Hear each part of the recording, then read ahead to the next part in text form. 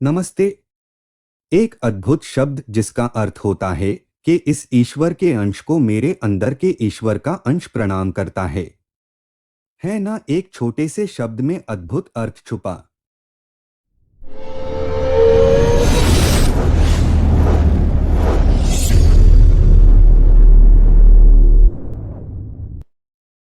वैदिक स्काई में आपका स्वागत है।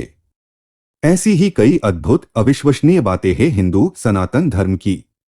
जैसे हम सब जानते ही हैं कि भारत की संस्कृति अपने समय में बहुत ही विकसित थी। विज्ञान, तकनीकी, राजनीति, आयुर्वेद, शरीर विज्ञान से लेकर अध्यात्म तक सब में वेद पुराण गूढ़ साइंटिफिक ज्ञान से भरे हुए थे। तो प्रश्न आता है कि तो आज ये सब ज्ञान कहाँ है? इतनी एडवांस नॉलेज एंड टेक्नोलॉजी की आज के साइंस एंड टेक्नोलॉजी भी न बराबरी कर पाए। ऐसा होने के बावजूद आज भारत इस मामलों में इतना आगे क्यों नहीं है? उसके कई कारण हैं, लेकिन शायद उसमें सबसे बड़ा कारण हो सकते हैं यह सम्राट अशोक। आप सब सोच रहे होंगे सम्राट अशोक जैसा चक्रवर्ती राजा का इसके पीछे कैसे हाथ हो सकता है।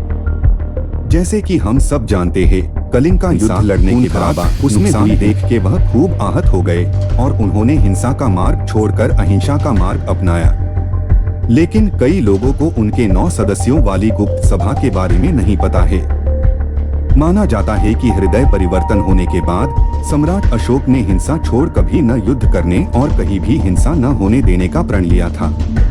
इसकी चलते उन्होंने उपलब्ध सारे एडवांस साइंटिफिक नॉलेज, शस्त्र और तकनीकों और उस विषय से जुड़ी हर ज्ञान को 9 हिस्सों में विभाजित किया और बाकी धरती पर उपलब्ध संबंधित और पुस्तकों, लेख सब को नष्ट कर दिया।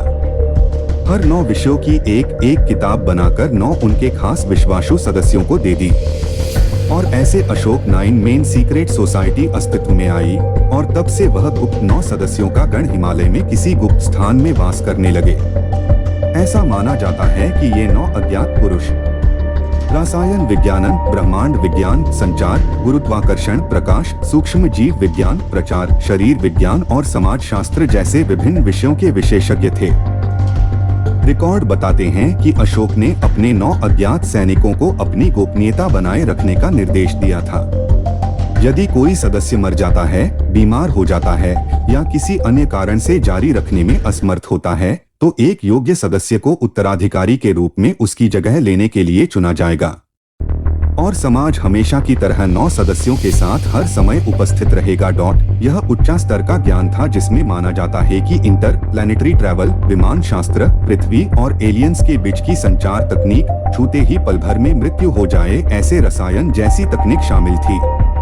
कहा जाता है यह समाज आज तक अस्तित्व में है और गुप्त रूप से कार्य करता है।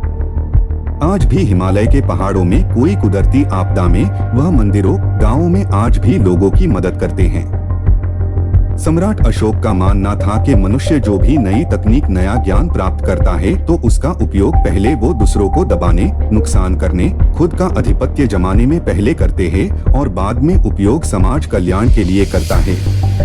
इसलिए उन्होंने यह ज्ञान दुनिया में किसी दूसरे गलत लोगों के हाथ में ना आए। शायद इसीलिए यह कदम उन्होंने उठाया हो। 9 मेन सोसाइटी सच है या मनगढ़ंत कहानी, बताना मुश्किल है।